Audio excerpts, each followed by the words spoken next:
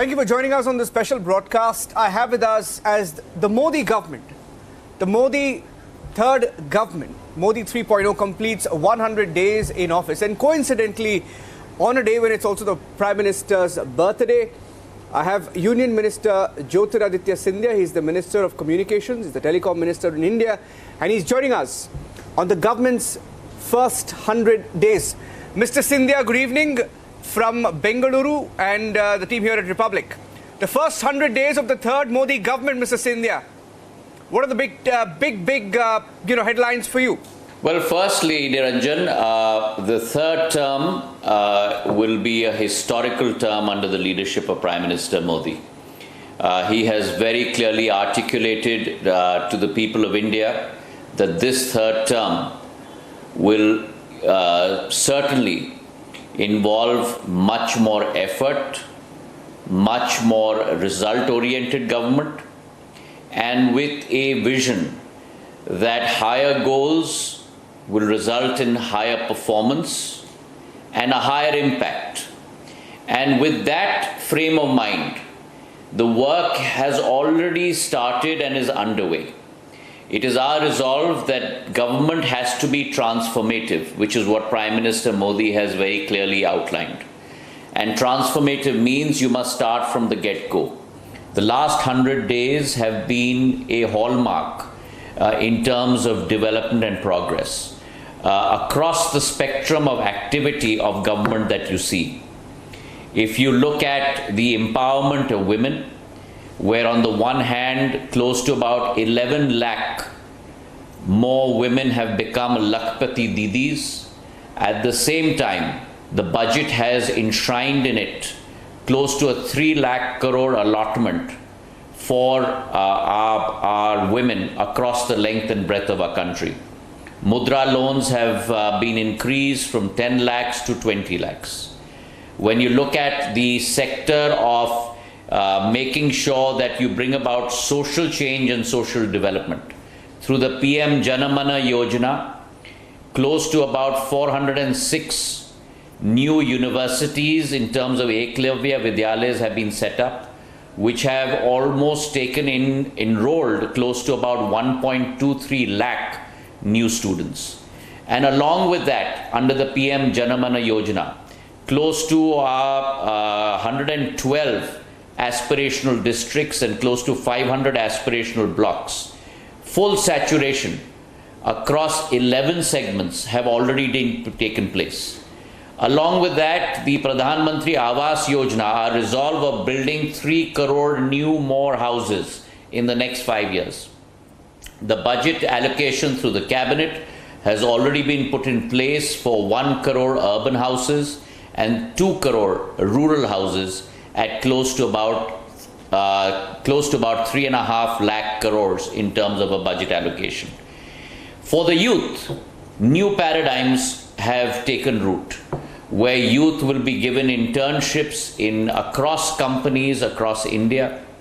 Along with that, close to about 4 crore new youth will be trained through vocational training in 1,000 new industrial centers, and along with that, really developing India's nodes for tomorrow, industrial and manufacturing nodes for tomorrow. Close to about 12 nodes have been chosen. This year has seen the highest capex been allocated, close to about 11.11 lakh crore, which has never been seen before. And the repercussions of that have been seen in infrastructure. Road, rail, surface transport, airways have been allocated almost 3 lakh crores in the budget. Close to 8 new highway sections costing 50,000 crores have been given approval. 8 new railway sections costing 24,000 crores have been given approval. 15 new Vande Bharat trains have been already flagged off. And close to about 50,000 crores under the Pradhan Mantri Gramin Sadak Yojana to close to 25,000 villages being given access by roads. Almost 62,000 kilometers has already been allocated. Along with that, if you look at making sure that every part of society is well looked after, the tax break being increased from 50,000 rupees to 75,000 rupees of tax break, with a 7 lakh no taxation initiative for income being put in place. Along with that, the new UPS scheme, which will affect almost 23 lakh government servants and benefit them with almost about 50% determined pension.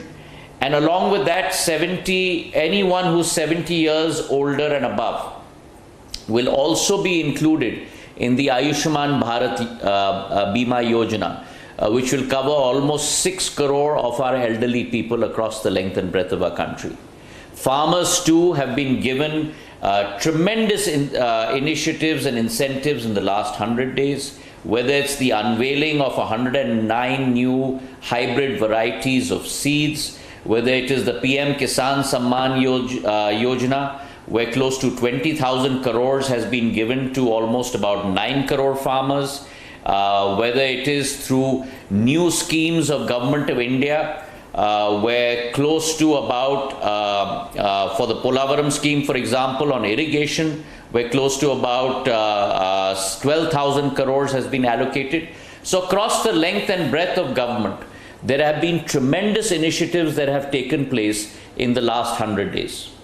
Mr. Scindia, I'm sitting here in Bengaluru and in Karnataka. I can tell you, when we run a channel here called Republic Kannada, and when we interact with people, and we have several shows which directly interface with people from the length and breadth of Karnataka, for example. And when you speak to the people, there are two narratives of politics here in Karnataka. I'll tell you. One is, of course, people believe in the leadership of Prime Minister Modi. They know that he's the strongest leader.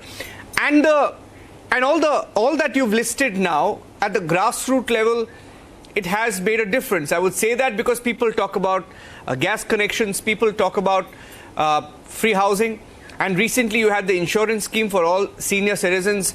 There is one aspect of what people talk about when it comes to governance. The second aspect is the guarantees which are given by the state government. Of course, the state government itself is broke. There is no money for anything else when you bring in guarantees or give free schemes to people. So how do you strike a balance? When in the government, how do you strike a balance between the both, Mr. Scindia?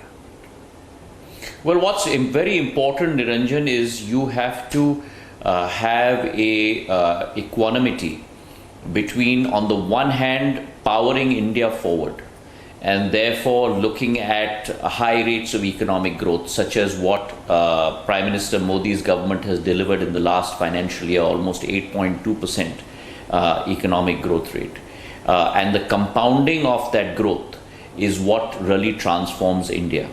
On the other hand, it is also extremely important to bring the disadvantaged and the economically weaker sections into the paradigm of opportunity, so that they can also contribute to the cause of nation building. If indeed our goal is to create a Viksit Bharat by 2047, then all hands need to be on deck, which means all 140 crore of us need to participate in that exercise. And therefore, the emergent need is also to make sure that you proliferate these avenues of opportunity right down to the grassroots level. And therefore, the Prime Minister's resolve, which has resulted in close to 25 crore people being lifted out of poverty over the last decade. In the last 75 years, you have never seen this sort of a transformation. And much of it comes from the opportunities that have been given at the grassroots level. And that's the transformation that India requires today. So on the one hand, it is to power economic growth, and the other hand, it is to bring people into the economic mainstream that will truly transform India. Now, the vicious circle and the irony is that those governments that have promised the OPS, the old pension scheme, many guarantees that were given in the Karnataka local election and the Vidhan Sabha election, the Himachal Vidhan Sabha election, have not seen the light of day. Here you are seeing within the first 100 days of the third term of Prime Minister Modi, what has been promised has been delivered. And therefore, you see the difference between truth of promises and conversion into action, and those that only say things on election day, whether it is the leadership of the Congress party or other political parties, which never sees the light of day, and therefore the hypocrisy of these parties comes to light when in comparison with the central government under Prime Minister Narendra Modi. You spoke of, and whenever you or any minister like you, or including the Prime Minister, you've been at our summits, the Prime Minister has been at each of our Republic summits, and when he speaks, I still remember this year, just before the elections, he was there and he spoke of numbers. He gave us numbers of how much of money was going into infrastructure projects. Back then, when he attended the event in April, he spoke of how 1 lakh crore projects had just been sanctioned in the span of about 10 days. Now, if you go through the numbers, I'm not going to once contest the fact that money is being pushed into infra building, which is also amounting to nation building, because you're building cities, you're building towns, essentially. Now, what I also find fascinating, and maybe a welcome change, if I can call it that, is Mr. Scindia. It's perhaps the first time in the three governments, in Modi 1.0, Modi 2.0, Modi 3.0, we didn't see senior ministers being fielded on 100 days. I'm not sure. I could be wrong.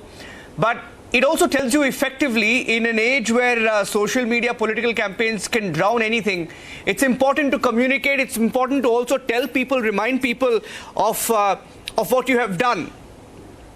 Is my reading correct?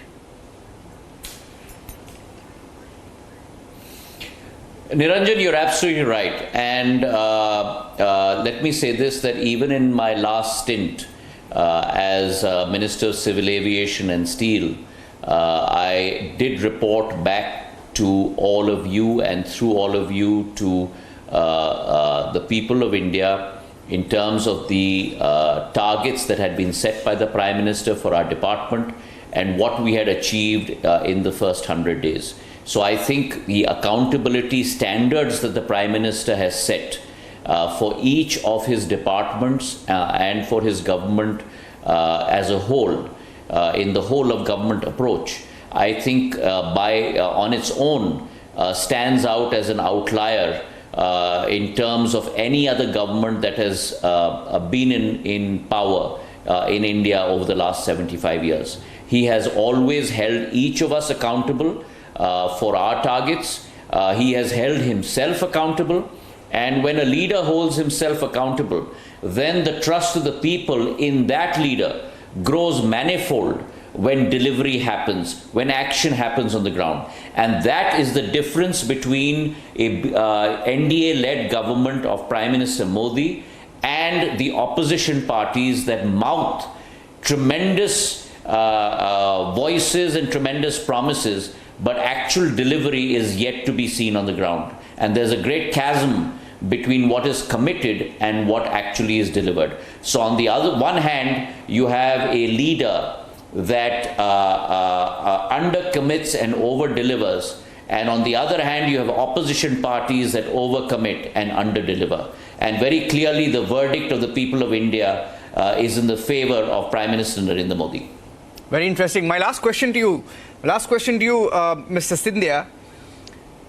You know, this third Modi government, of course, you have majority in the government, and there are many who question the fact that the BJP on its own was not able to cross the majority mark. But to all those critics who talk about the dangers of coalition politics, of course, I don't have to explain that, because you have been in another party, in another government in the past, and you may know what coalition politics pressure would be like, having worked there. But is there any coalition politics pressure on the current Prime Minister, or is he just determined to take India to its greatest height?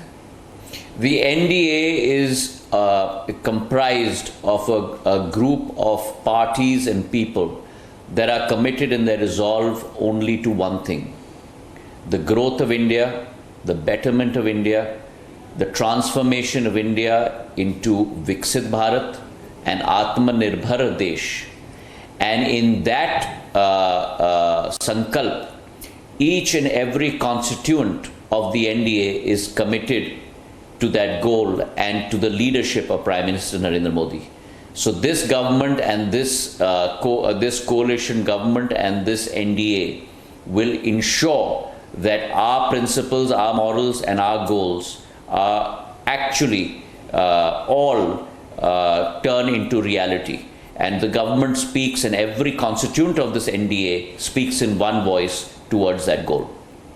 Mr. Scindia, thank you for speaking to Republic TV as the Modi third government turns 100 days old. And it was interesting to hear from you. Look forward to perhaps catching up with you again for a longer conversation, perhaps. Mr. Scindia, thank you very much for this evening. Thank you very much. Thank you.